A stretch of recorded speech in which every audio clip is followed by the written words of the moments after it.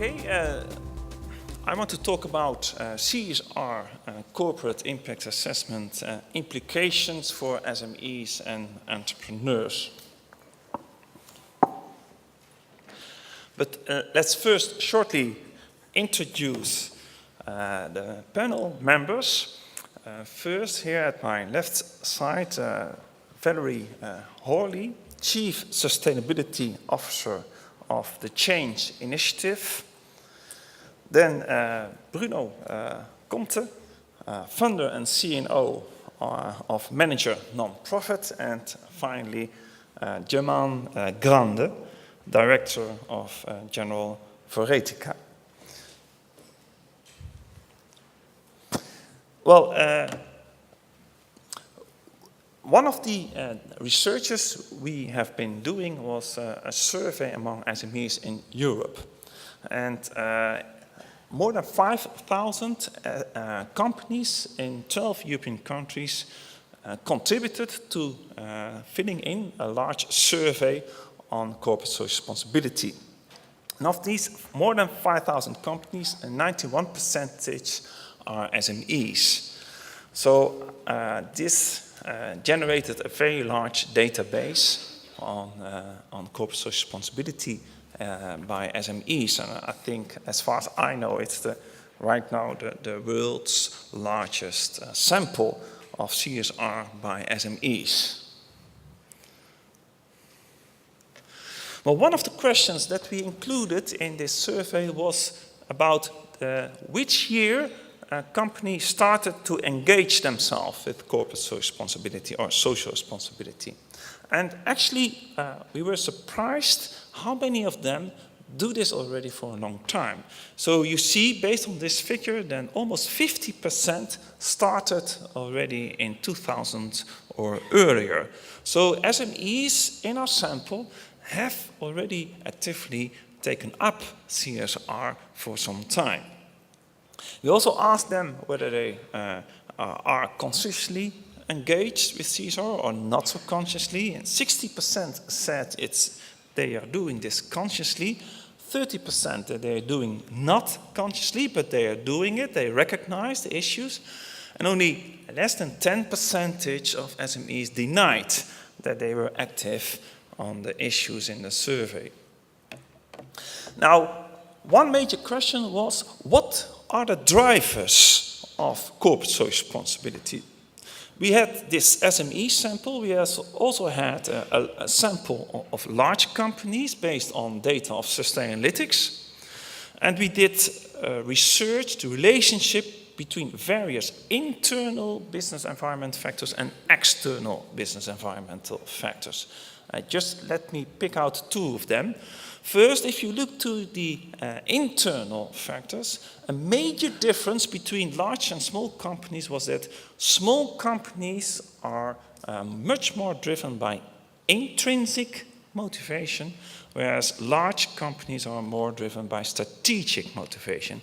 Now, intrinsic motivation means that you do it as an end by itself, and we measured this by the idea that the company performs CSR because it feels it has a responsibility with regard to the social and environmental effects of the company on society.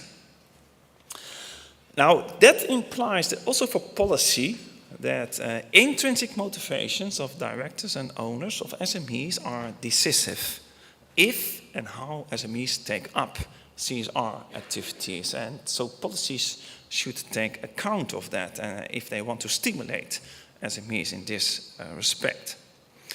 Now, looking at the external factors, I just only take one, and that is the responsiveness of stakeholders on capital, product, and labor market to the CSR of companies. And here you see two figures, one again based on the sample of large companies and the other based on our SME survey. The left column presents the responsiveness of stakeholders on the capital market, like shareholders, but also banks providing credit to companies. Do they do they look at the CSR performance of the company when they think about providing credit to the company? The second and the third columns represent the responses of customers on the product market. So do they buy more products for the company, if it has a good CSR profile? And the last two columns represent the responsiveness of employees on the labor market.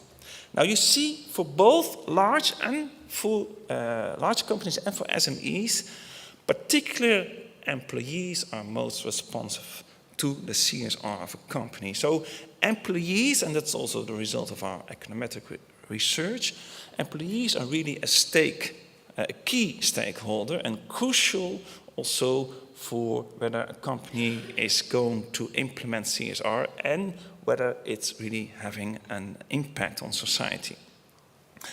But notice also the first column.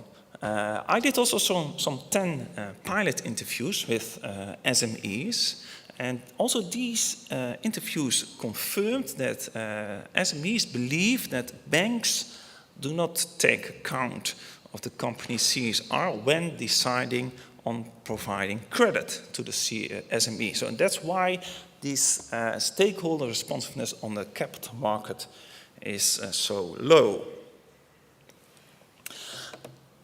Another topic, major topic in our research, was to see whether there's a relationship between companies being committed to CSR as expressed by code of conduct or by policy statements. Does it have an effect on their output? That means, do they train their employees? Do they have a stakeholder dialogue? Do they have certain certifications, ISO 14001 certification, etc.? So is there a relationship between commitment and output? And next, do we find also that this output has a positive relationship with implementation issue specific? That means, do they measure their social and environmental performance? Do they use targets? And also, do they report on their social and environmental performance? And the last issue that we wanted to analyze is whether there's a relationship between implementation and the final outcome. Do GHG emissions reduce, or do they reduce their energy consumption, their water consumption, their waste production, when they implement programs that aim to do so? Now, our finding was that if you look to these steps, we do find very significant relationships. But if you compare commitment with outcome SEC, you don't find this relationship. So it's really important that companies are not only committed in the sense that they have this code of conduct or policy statements. No, they really should implement the programs. But if they do so, then we do find a relationship with outcomes. So we measured outcomes for the period between 2007 and 2010, and econometric estimates showed that there's a relationship between implementation, issue-specific implementation, and the change in this period for a number of concrete aspects of CSR. So we conclude, yes, CSR brings about some positive results also for society, in the sense that it reduces CO2 emissions, energy consumption, it increases diversity in board positions, etc. Yet, if you look to how much were the changes overall, with regard to all these concrete elements, well, actually, these are very modest changes. So on average, the SMEs reported less than 1% improvement in performance during 2007-2010 period. One final question that we added to the survey was, well, if you improved what was the reason, what was the source of this improvement? And there we ask whether this was due to voluntary initiatives of the company itself, or whether it was due to collective initiatives in the industry, or whether it was caused by legal requirements. And you can see by far the largest source of improvements was, according to SMEs, their own voluntary initiatives. The last column is expressing those companies that did not improve, so for them the question was not applicable. Now, let's summarize that. So first, our research shows that SMEs have already actively taken up issues of societal relevance for some time. The majority of SMEs that reported improved outcomes did so by voluntary actions. For SMEs, intrinsic motivation plays an important role. And if you look to stakeholders, particularly employees are important and crucial for implementation of CSR. Yet, overall, so that's the overall, it's not only due to the CSR, but the overall effect is still quite modest in terms of improvements with regard to the social and environmental aspects that we measured. Now, I end with these key questions for the panel. Again, about the major questions that we have been discussing already yesterday and this morning, but now in relation to SMEs. First, how relevant is impact thinking and assessment for SMEs in your view with regard to their employees, customers, their license to operate? Will it add value or alternatively will be perceived as a cost, this kind of impact thinking and assessments? And well, I would propose that we start with these questions. Each of you just give a short feedback on this question, then we move to the next. Is that okay to you? Yeah? So, Valerie, can I ask you? Yeah, good morning. I'm coming a bit from a different environment because I've been active in the Middle East, in the Emirates, where we have built new concepts that we have called the Change Initiative. I say a few words so that I can give you a context to what I'm going to say. The Change Initiative is basically building a global supply chain to attract product and solution for sustainability in the Middle East. So the products are coming from different areas, part of the world. And it has an objective of making this product and solution first affordable and secondly understandable. That means that it was a big effort on sharing the knowledge, demonstrating the solution, and to this purpose we built the store. The store has been renovated as being a LEED certified building. LEED is environmental rating for the US, and we have integrated various solutions from solar panel to low VOCs carpet to solar thermal system. I mean, all the building was thought in terms of sustainability. And we have been accredited the most sustainable building in the world. And all that was in the purpose of demonstrating all these solutions to the public, to our clients that are B2C and B2B clients, and driving more or less their CSR initiative and making sure that we can help them to build more sustainable building and SMEs. So perhaps to go back to the question, I think the Middle East is not at the stage of thinking of measuring the impacts that CSR has. The Middle East is a very unregulated framework in terms of CSR, and everything comes from a voluntary basis. So there are a lot of initiatives that are coming up that we can see. It's still on the agenda because the Western country, and especially the EU, plays a role model.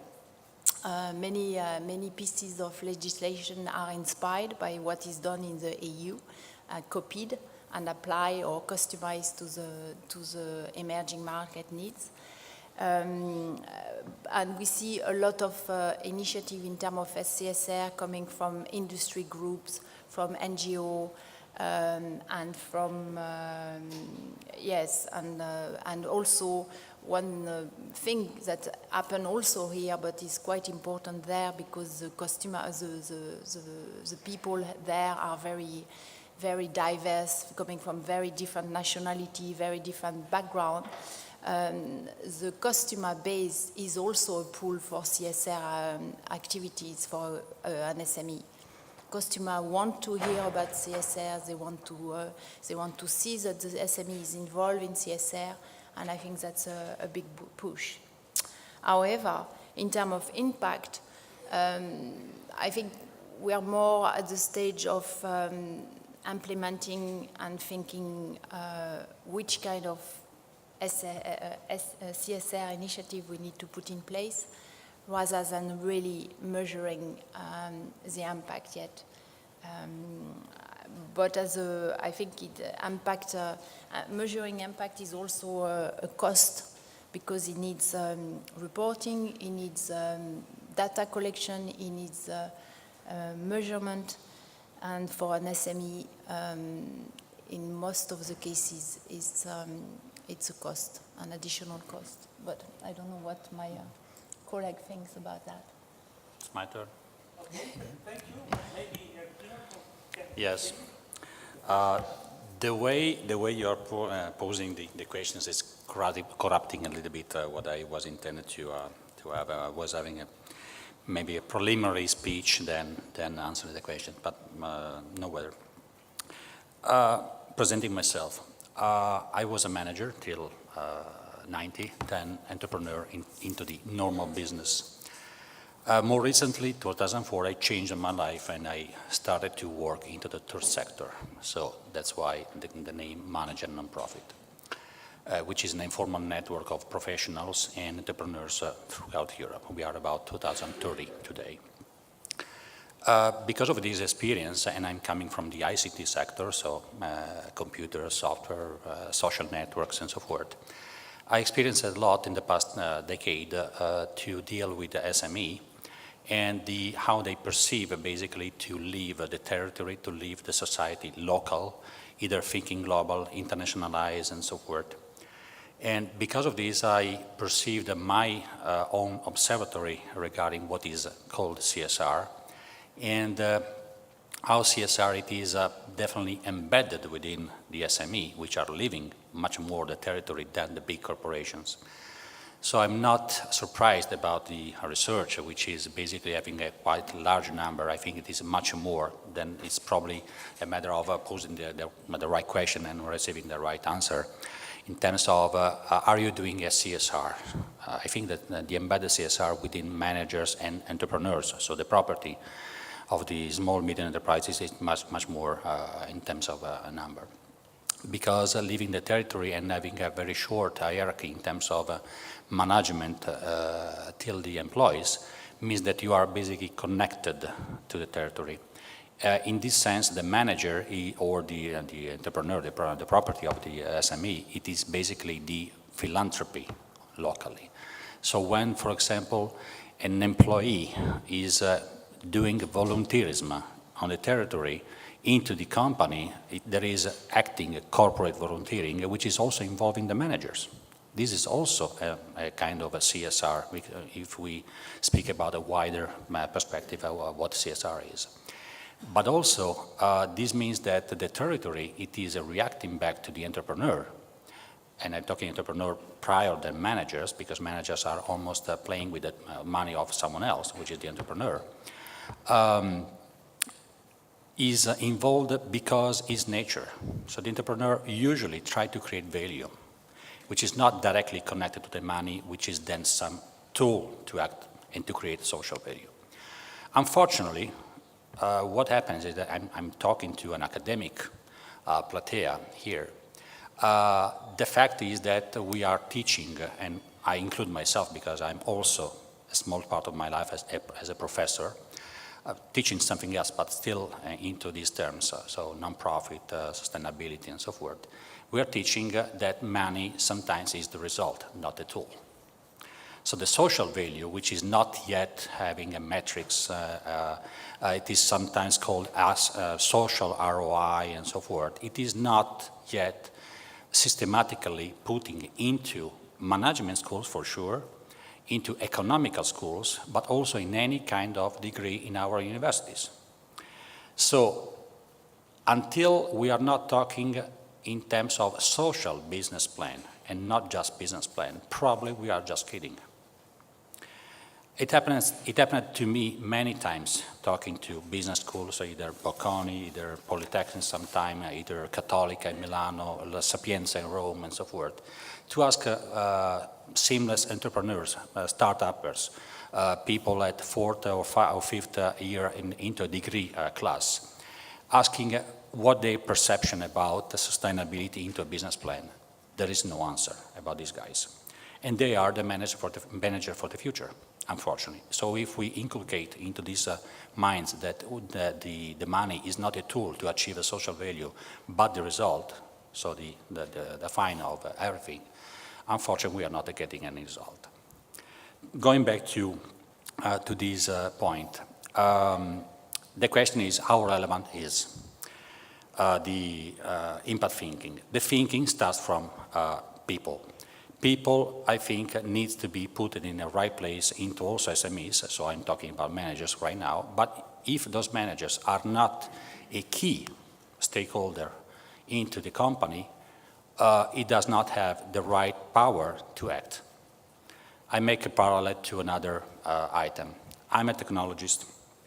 Into any company, we are talking about CEO, that is the manager driving, so the visionary. We are talking about the CFO, which is the finance man into the company. We are talking about the CTO, which is the technical speaking man. This is the triangle that normally every company producing services or products is having. Today, we are not having a CSO, a kind of Chief Sustainability Officer. If we are not having this kind of function within every single company, talking about sustainability, apart communication, which is the normal use of a CSR manager within a company, we are just kidding.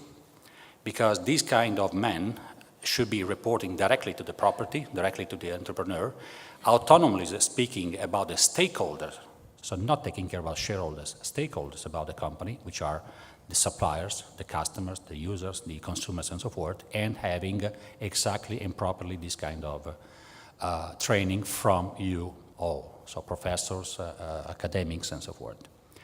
If we are not creating this systematic path, we are not creating the future. Going to the point, entrepreneurs, I think we are not hungry enough. I do remind that my father, after the Second War, started his own company and worked 18 hours a day, 7 days a week to create his own company. And he was also doing good for the society locally. I'm his son. I'm almost doing or trying to do exactly the same thing, but I have also an history, not only in Italy, but in other countries, about illuminated entrepreneurs that started their own company working with the society, feeling the society, not just being an item apart. Tell you a story. Recently, I visited the university in Zlín, in south of Czech Republic. And Zlín is a city that born because Tomáš Bata, the famous shoemaker. He was not so famous in 1910 when he started the company, but basically it was not Zlín at all. He started the company, then he started to think with the society to build up the company, and this company became a worldwide enterprise like it is now. then he sold, and then was probably another time.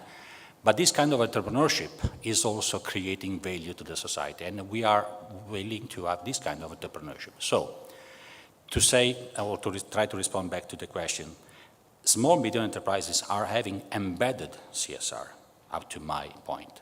My knowledge and my personal experience, my observatory in the past decade as a startupper with people young or less young, is that they feel exactly that they need to live in the territory and reevaluate the territory themselves, otherwise it doesn't work. And because of this, they are getting back the social value also in terms of selling more products and services.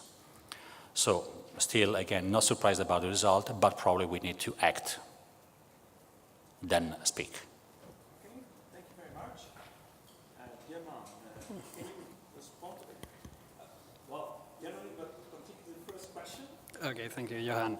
Well, let me take 10 seconds to congratulate all of you and say thank you to all the people, organizations, business schools that are involved in the CSR Impact Project, researchers, universities, business schools, also the academy with Simon and all the colleagues for their efforts, or for your efforts in coordinating, producing, and communicating the results of this project. I think it's very useful, and it's going to be very useful for practitioners. I work very close with CSR practitioners in many companies in Spain and some in Latin America, and I think the results will help a lot. I'm also, as for Etica, one of the members of the CSR State Council in Spain. We are now reflecting in what is going to be the Spanish CSR strategy, and well, I think this kind of reflections come in a very good moment to introduce them in the debate. We can see now that after the worst economic crisis in decades, CSR is alive and kicking, and it's an excellent moment to look critically to CSR, to see the strengths, the weaknesses, and we all want a CSR with a strong impact, and this project definitely can help us to reflect on that.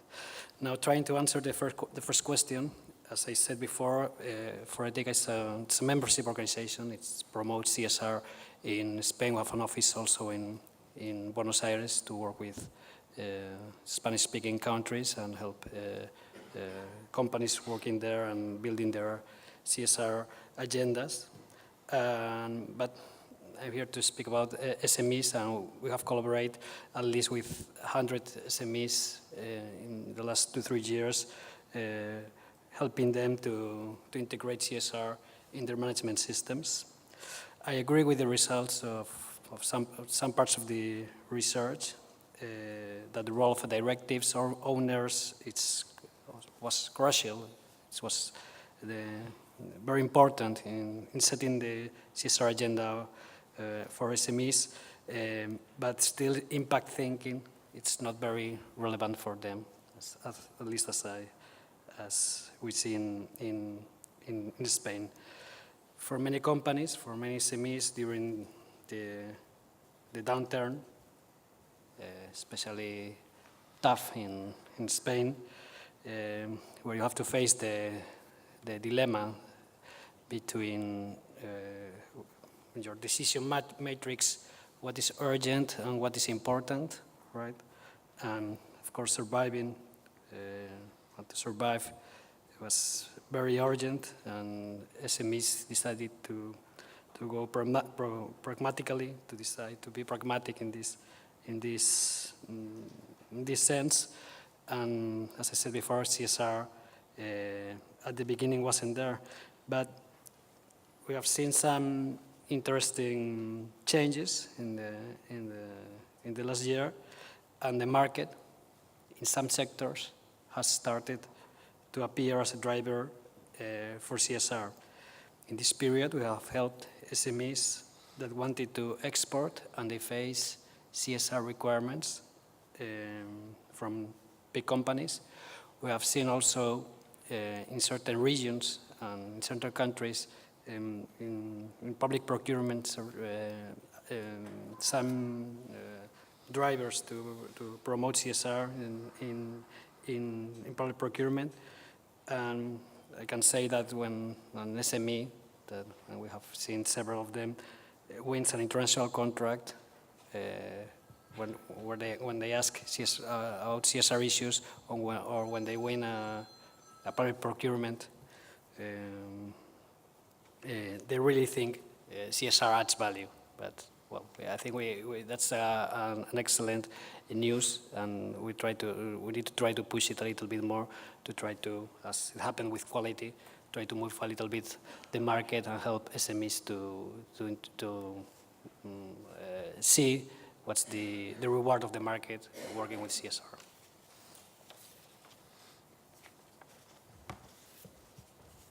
Okay, thank you. Well, we've been discussing a little bit the first question. There are a couple of others, but I want to take them together. One of them is also about the transparency and reporting. And actually, we found in our research that reporting is not very common among SMEs. Now, what is your impression? Based on the SME survey, let's say 10 to 15% of the companies does something on reporting, their social and environmental performance. Now, if you think from an impact point of view, then that could also have implications for transparency and reporting. What is your idea about that? Valerie, can you start with that? Well, I think obviously reporting is always can be seen as a constraint and another burden on the SMEs, on small SMEs that have just the key function and try to operate and grow from that. But I mean, I wanted to go back to Bruno's point. I think CSR need to be a core value of the company. It needs to be part of the corporate culture, and all employees needs to be involved in all this CSR initiative, be part of it, driving it, knowing the result, and also reporting on that. And I can see that perhaps CSR objectives and measure could be integrated in each function. Everybody in like finance, like accounting. At the beginning, it was just the work of one function, and then progressively the project managers, the commercials, everybody had to report on certain financial indicators. And I think CSR, could become like this, because it's very much the core value of the enterprise. It needs to go into education, like Bruno said, but it needs to go everywhere, basically. Okay, yeah. But much more than this. I mean, it is definitely culture, so needs back education, not just very high level, but starting from the first year of a degree path. But second, I think that especially small medium enterprises, because the large corporations are already autonomous in some matter, needs help to go with this. Not immediately, maybe in a range of years, because I dream, for example, the fact that 15 years ago, into a small medium enterprise, but any enterprise, there were not, because Europe was not there basically, the account balance in a European unique style. Today, every single European country has an account balance which is almost comparable country to country. In another sector, which is the third sector, NGOs, charities, and so forth, they do have the social balance, which states basically in terms to the, it is dedicated to donors, to philanthropists and so forth, how they use the money to create social value. This social balance, basically, it is a balance of the activity of an NGO, of a charity. If we try to mix them in a single statement within the company. Why do not have a single accounting balance, which is also taking care about the social impact that the company has?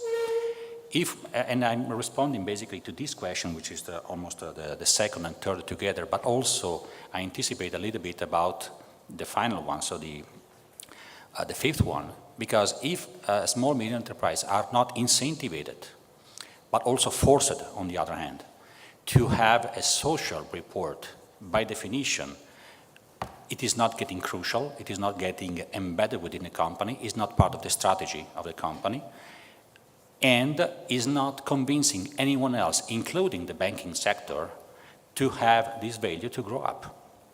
How can I get to a bank, small or big, and ask for an investment, money for investing for something, and then saying, I'm creating social value?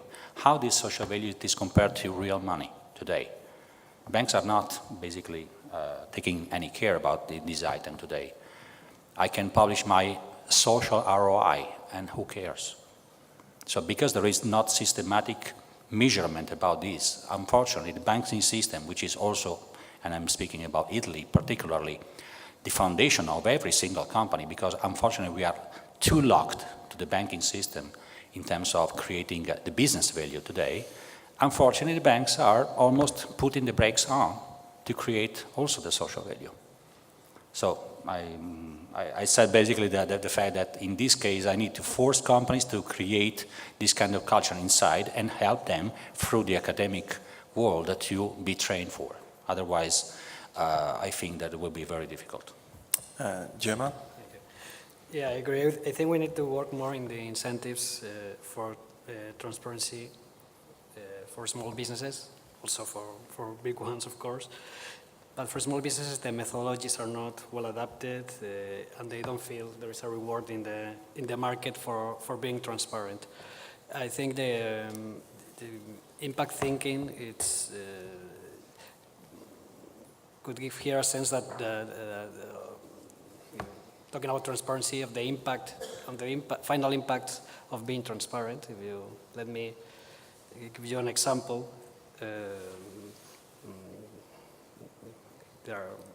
You take a look at Spain and you see the two big problems in Spain during the downturn, and we look like in a boxing match. In the right corner, 26% rate of unemployment, right? In the left corner, corruption, a corruption culture linked to the incredible development of the real estate sector and the lack of control of public policies. Although the good news is that we have reacted to that, and we will see that we have stopped the destruction of employment in the last quarterly, and the big numbers are changing. We're starting growing. Also, we have finally developing a new regulation and transparency. But if you look at those two big problems with the big impacts in the life of people, talking about unemployment and corruption, and you see what companies have been doing, talking about CSR, producing very nice CSR reports in the CSR departments, and they didn't react to these big impacts. Well, you see that we need really to give this more strategically impact thinking to CSR. Finally, although it's a little bit late, but it's good, we are seeing now, finally seeing extraordinary ways of innovation and collaboration between companies, SMEs, regions, governments, entrepreneurs. But it's just now at the end of the crisis where we are seeing, we are looking at the impacts, and we are moving forward. These drivers of innovation, where CSR is very important. Okay. I also want to invite you, if you have remarks, questions.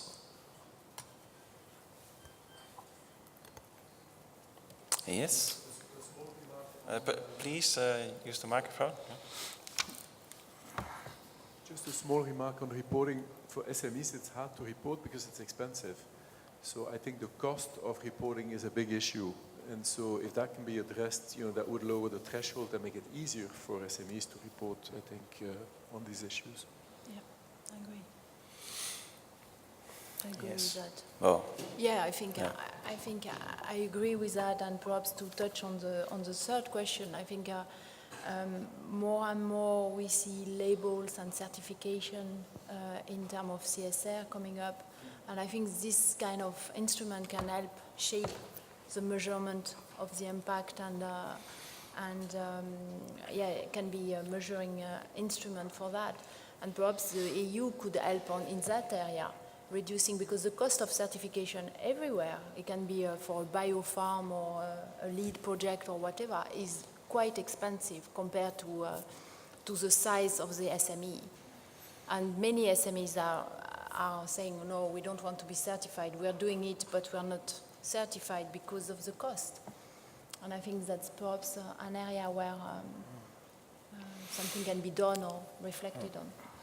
so, but you can imagine that impact thinking as such, it doesn't need to be that costly if it's not necessary, if you don't combine it with all kinds of other requirements to make that impact really controllable. Like Bruno, for example, he referred also to that companies, SMEs are often active in sponsoring local projects. You can imagine that has an impact from a societal point of view, and it also has a kind of feedback to the company. So a direct feedback in terms of reputation and acceptance within the local community. Not only because the regulation about quality, for example, ISO 9001 today is a common sense for everyone in the world.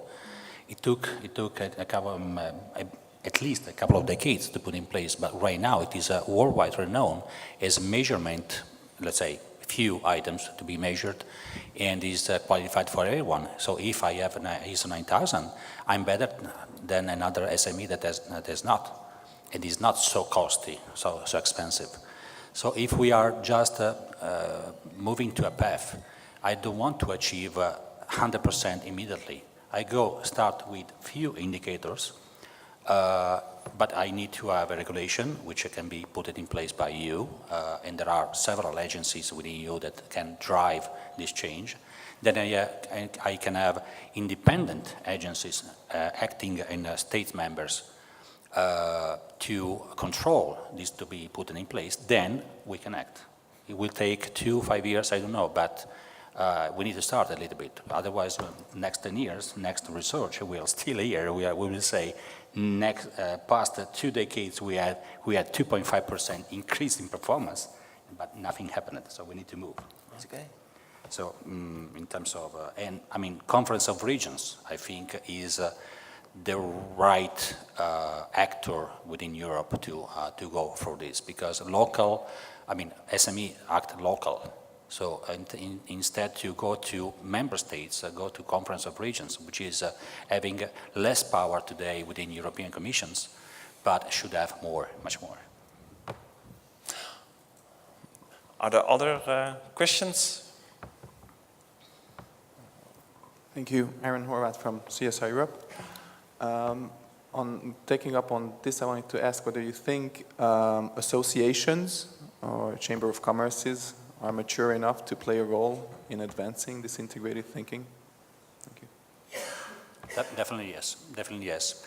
Unfortunately, Chamber of Commerce, I can speak about my experience in Italy today, are distracted by the recession, the crisis, and so forth. But they need to push on this path, definitely. But still, the Chamber of Commerce, you know that the system, at least in Italy, is a kind of consortium of Chamber of Commerce for every single region or city sometimes. And they need to be driven by something else which is going farther than member states. So I would argue that this is coming from Europe as a mandate.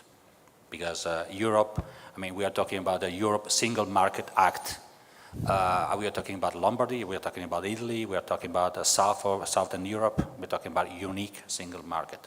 So we need to get that direction, politically and economically. Yeah, I think associations have a strong role in helping companies to set the agenda. For example, as I mentioned before, employment was not in the agenda of the CSR departments in Spain, although it's absolutely important now. And we have launched yesterday in Spain this big campaign, Enterprise 2020, linked to skills for jobs, right? And we're getting a very good reaction because it's true. Someone has to set these kind of links that are important for the CSR, for the impact of the CSR policies in companies. Employment wasn't there, right? Also transparency was there already, but we need, of course, to bring the debate to also to the public arena, and that's what we're trying to do together with our members. So definitely, yes, they can do a strong role in setting that agenda and helping to push the CSR in certain countries. Valerie, do you want to add? No? No. Regine? Yes, I'd like to comment on the question of reporting. I think that I'm aware that in the whole CSR debate and professionals, reporting has played a very big role and transparency has played a big role, and it was the assumption that reporting is kind of a prerequisite for good CSR management. But I think our SME studies shows that obviously many SMEs don't do reporting, but they're still active in CSR. That means that maybe the question in how far reporting is important for SMEs is not even the right question.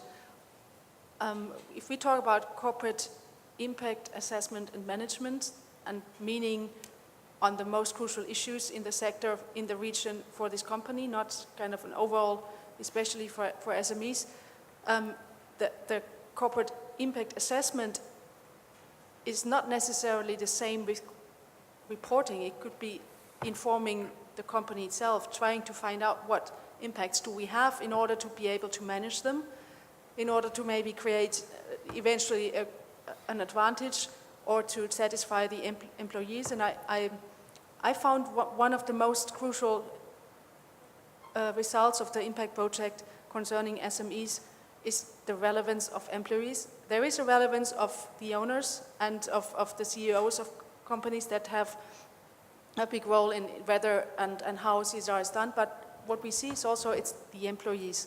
And so I think that if we talk of future steps in SMEs, one of the steps could be to say don't overestimate reporting, but rather concentrate on CSR assessment, on corporate impact assessment and management, because we see that SMEs already, maybe they don't talk the language, but what they do is that they care for these things, or at least some of them, the employees care for these things, at least some of them. So I think that we should be aware that maybe the big talk in the last 10 years about reporting, it's important, but it's not maybe that crucial in relation to other things. And I'm sure that still also encouraging and helping SMEs how to assess and manage their impact is still a good thing and a necessary thing to do, but it is not only about reporting. Okay, yeah, thank you. Well, we are almost about to finish, but okay. Sorry, Simon, no, yes. I had one more question. It's again, a bit of a futures question. On the final point around access to finance and access to capital, right, there's a lot of buzz in the last 3-4 years about impact investing, crowd financing, social financing, new methods of entrepreneurs getting the resources they need to at least sustain through early stage business development. Given that banks are seemingly not taking into account social purpose and social value creation, In 5, 10 years, will we see a real step change in the way that SMEs and entrepreneurs get their access to capital? Or is it still likely to remain a nice to have or a niche sector compared to the normal or traditional ways of getting money for business from banks and the more traditional actors? Because this is exactly my field. It's a couple of years that we are talking about social impact investments. And it is curious that banks, large banks, are investing for social impact, searching NGOs and not companies.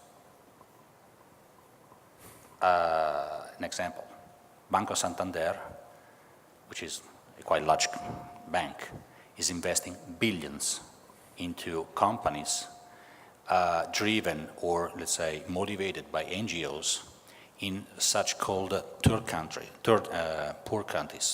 emerging countries like Bangladesh, like India, like Kenya, and so forth. First of all, because they are really emerging, they are hungry. They like to work. Don't forget that we have less hungry than decades ago. We are working not as our fathers and grandfathers. We are flying high today. So they are investing there because the return, not only in terms of social value, but also real money, they are banks. So their primary question is, get back the money, is real. But my point is that the social impact investment is around the corner, our countries today. We live poverty. We have new poverty. We have managers losing their jobs because the company is disappearing from dinner to breakfast. We are losing not only that man, we are losing that company, we are losing experience, we are losing engagement, we are losing a part of the society that is running around this guy.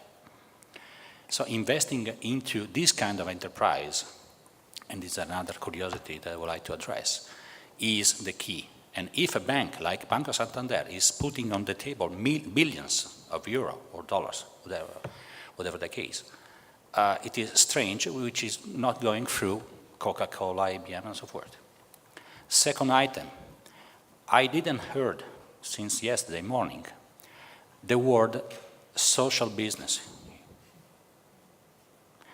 There is a social business initiative, I spoke with some of you, which was spinned off by Commissioner Barnier, this mandate for European Commission, and benedicted by Mr. Barroso just 2011, so 2 years ago. Into the social act, let's say, of social business initiative, which is a document about 26 pages, there is no one item referred as CSR, but there are many talking about social impact, impact investment, and so forth. So my point is, sorry to say that, why the hell we are still talking about CSR? Sorry to be disruptive, that's my job. When we speak about social enterprise, those two words are conflicting. Social and enterprise. One is taking care about human capital and human rights and so forth, and the other was just money. We just spoke about money to be a tool to achieve a social value. So social enterprise, which is a new way of thinking, we are talking about thinking about impact, is how to create an enterprise which is social by definition, by statute. Ethically speaking, creating equality of jobs. I like to work for that company with a less salary because I feel that company. And we do not need to go to Bangladesh with Professor Yunus, that I have the honor to know and have my friend. We need to go, maybe there are some poor areas in Brussels too. We need to go for social impact there. And if I get 1 million euro to invest in a company, I would like to invest here. Then I can help better at Bangladesh. Not to be, let's say, too far from this, but we need to put money exactly where some illuminated entrepreneurs are, training them, and I really agree with Professor Nigel, let me call you by name, sorry, which is saying, okay, business schools must teach this kind of new flavor for managers. Think social. The other item, and I conclude, is ICT. We are in the information era. We are in the internet and social network era. This is another strong, really potential tool to act, to advocate, to communicate. Yesterday, Nokia referral here was saying that communication is difficult. Nokia. Comes curious to me that Nokia has difficulties in communicating. It's difficult in terms of to say, I fault. But if you say, I fault, and you say publicly to your engaged stakeholders on social networks, and then you say in the same message, okay, I fault, everyone can fail in his life, including a company like Nokia. But I would like to fix it. This is the plan, this is the date, and so forth. Control me. You engage much more your consumer, your customer, and then you create not only more feeling with your stakeholders because you buy my cell phones, but also you create social value because this is a kind of engagement that creates more value also in terms of real money. Okay, I unfortunately, Valerie, and we are running out of time, so if you want to respond, we have to do it in lunchtime. Thank you very much for your sharing your thoughts with us, and well, I want to invite Simon to make the announcements. Yep. Well, thank you very much, Johan, and to the panel.